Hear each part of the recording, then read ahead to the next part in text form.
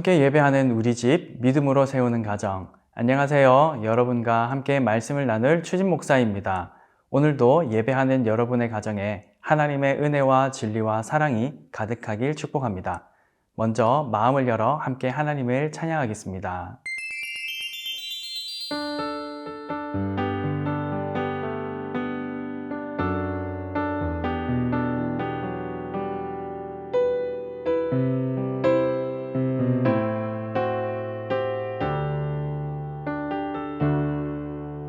영원한 사귐에 날 초대하시네.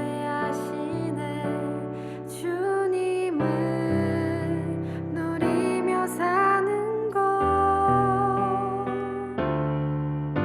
날 지으신 대로, 날 부르신 대로 주님과 함께 걷는 삶. 영원한 사귐에 날 초대하시네. 주님을 누리며 사는 것, 날 지으신 대로, 날 부르신 대로 주님과 함께 걷는 삶. 이것이 영원한 삶, 이것이 영원한 삶. 참 하나님과 그 아들 아는 삶. 이것이 영원한 삶, 이것이 영원한 삶. 내가 주 안에, 주는 내 안에 늘 거하는 삶.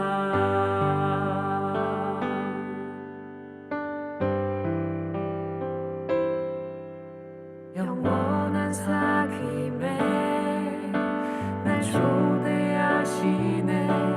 주님을 누리며 사는 것, 날 지으신 대로, 날 부르신 대로 주님과 함께 걷는 삶. 이것이 영원한 삶, 이것이 영원한 삶. 참 하나님과 그 아들 아는 삶. 이것이 영원한 삶, 이것이 영원한 삶. 내가 주 안에, 주는 내 안에 이것이 영원한 삶, 이것이 영원한 삶. 참 하나님과 그 아들 아는 삶. 이것이 영원한 삶, 이것이 영원한 삶. 내가 주 안에, 주는 내 안에 늘 거하는 삶.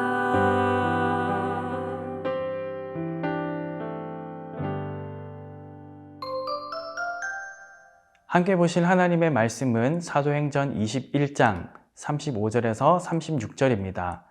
바울이 층대에 이를 때에 무리의 폭행으로 말미암아 군사들에게 들려가니 이는 백성의 무리가 그를 없이 하자고 외치며 따라감이러라. 아멘. 2002년 한일 월드컵 때 일입니다. 그때 당시 저는 고등학교 1학년이었고요. 야간 자율 학습이 있었는데 자율은 아니었고 의무적으로 해야 했습니다. 1학년 당시는 9시까지 야자하고요. 독서실로 가서 12시까지 있다 오곤 했습니다.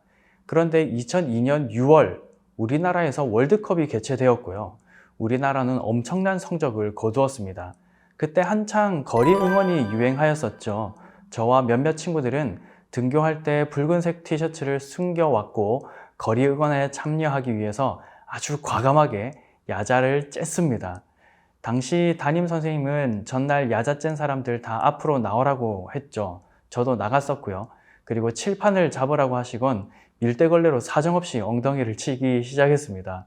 진짜 많이 아팠거든요. 그 다음 경기가 이탈리아전이었었는데 회개하고 야자에 잘 참석했을까요? 아닙니다. 그날도 등교할 때 붉은색 티셔츠를 챙겨왔고 어김없이 거리 응원에 참여하기 위해 과감하게 야자를 쬐습니다. 다음날 아침에 정말 학교 가기 싫더라고요. 왜 그럴까요? 맞을 걸 아니까요. 정말 무지막지하게 때리셨거든요. 그날 아침은 정말로 학교 가기 싫었습니다. 우리는 큐티 본문을 따라 말씀을 나누고 있는데요. 사도 바울이 예루살렘으로 돌아오는 일정을 보았을 것입니다. 바울은 예루살렘으로 돌아가면서 그간 세웠던 교회들을 돌아봅니다. 복음 위에서 든든하게 세워지길 원하며 교회들에게 말씀을 가르쳤습니다. 그러면서 이제는 더 이상 나를 보지 못할 것이다 라고 얘기합니다. 왜냐하면 예루살렘으로 가면 바울에게 핍박과 고난과 죽음이 기다리고 있었기 때문입니다. 바울은 이 사실을 잘 알고 있었습니다. 저 같으면 예루살렘으로 가지 않았을 것입니다. 죽음이 기다리고 있는데, 고난과 핍박이 기다리고 있는데 거길 제 발로 찾아간다는 것은 미련하고 어리석은 짓이지 않습니까? 두렵지 않겠습니까? 저 같으면 예루살렘으로 가지 않았을 것입니다. 그런데 바울은 죽음과 고통과 핍박이 기다리고 있는 예루살렘으로 갑니다. 왜냐하면 하나님께서 원하시기 때문입니다. 바울이 만나는 사람들마다 바울을 말렸습니다. 바울을 진심으로 아끼고 사랑하는 사람들이 바울의 길을 막아섰습니다. 심지어는 성령의 감동을 받은 제자들이 바울더러 예루살렘에 들어가지 말라 하였습니다. 그러나 바울은 예루살렘으로 가려 했습니다. 그는 에베소의 장로들에게 이렇게 말하였습니다. 보라, 이제 나는 성령에 매여 예루살렘으로 가는데 거기서 무슨 일을 당할는지 알지 못하노라. 오직 성령이 각 성에서 내게 증언하여 결박과 환난이 나를 기다린다 하시나 내가 달려갈 길과 주 예수께 받은 사명 곧 하나님의 은혜의 복음을 증언하는 일을 마치려 하면은 나의 생명조차 조금도 귀한 것으로 여기지 아니하노라. 이제는 여러분이 다 내 얼굴을 다시 보지 못할 줄 아노라. 죽기를 각오한 사람은 말릴 수 없습니다. 바울은 주 예수의 뜻을 따라 죽음을 각오하고 예루살렘을 향하여 갑니다. 이에 에베소 장로들은 크게 울며 바울의 목을 안고 입을 맞추고 근심하며 바울을 배로 배웅해 주었습니다. 예루살렘에 도착한 바울은 어떻게 되었을까요? 주 예수께서 명하신 것에 이토록 순종하였다면 좀 지켜주시고 보호해 주시고 형통하게 하셔서 더 널리 효과적으로 복음을 전하게 도와주시면 안 될까요? 예루살렘의 유력한 인사들도 좀 만나게 해주시고 회당장들과 회동도 갖게 해주시고 많은 무리에게 복음을 전하게 하셔서 예루살렘을 아예 통째로 복음화해 주시면 안 됩니까? 주님의 생각은 우리의 생각과 참 많이 다릅니다. 주께서는 바울이 고난과 핍박을 받도록 허락하십니다. 오늘 본문을 보면 바울을 죽이려 하는 유대인들이 아시아에서부터 예루살렘까지 쫓아왔습니다. 끈질기죠. 그들이 무리를 충동시켜 바울을 심히 쳤습니다. 무리가 바울을 죽이려 할 때에 군대의 천부장이 급히 찾아와 바울을 보호해 줍니다. 바울을 다른 곳으로 이동시키려 하지만 무리의 폭행으로 인해 스스로 걷지 못할 정도가 되었습니다. 하는 수 없이 군사들이 바울을 들고 이동합니다. 백성들은 그들을 따라오면서 바울을 죽이자고 아우성입니다. 사랑하는 틴즈 여러분, 바울의 삶을 어떻게 생각하시나요? 참 미련하다라는 생각이 들진 않으시나요? 바울이라는 사람, 당대의 가장 뛰어난 학자 밑에서 배운 사람입니다. 또 젊은 나이에 유대교회에서 꽤 영향력 있는 자리까지 올라갔었습니다. 이동식 별장인 천막을 만드는 고급 기술도 가지고 있었습니다. 얼마든지 편안하게 살 수 있었고 넉넉하게 살 수 있었습니다. 인정받으며 살 수 있었습니다. 그런 자신의 삶을 다 포기하고 주 예수를 위해 자기 생명도 아끼지 않았습니다. 미련한 삶이지 않습니까? 아니, 복음을 전한다 하더라도 적당히 할 수 있지 않습니까? 성령의 감동을 받은 제자들도 만류했고요. 자신을 사랑하는 수많은 교회들도 걱정했고 선지자 아가보도 바울이 당할 핍박을 예언했었습니다. 눈물을 흘리며 바울에게 예루살렘으로 가지 말라 당부했었습니다. 그 정도면 예루살렘에 가지 않을 명분이 충분하지 않습니까? 그런데도 바울은 왜 고집스럽게 나는 주 예수의 이름을 위하여 결박당할 뿐 아니라 예루살렘에서 죽을 것도 각오하였노라 라며 예루살렘을 향해 나아갔을까요? 너무 열정이 지나친 것은 아닐까요? 여러분, 예수님을 믿는다는 것은 이런 삶입니다. 예수를 위해서 모든 것을 포기할 수 있는 삶입니다. 예수를 위해 목숨까지 내어놓을 수 있는 삶입니다. 쉽지 않겠죠? 당연히 어려울 것입니다. 저도 이것이 가능할지 모르겠습니다.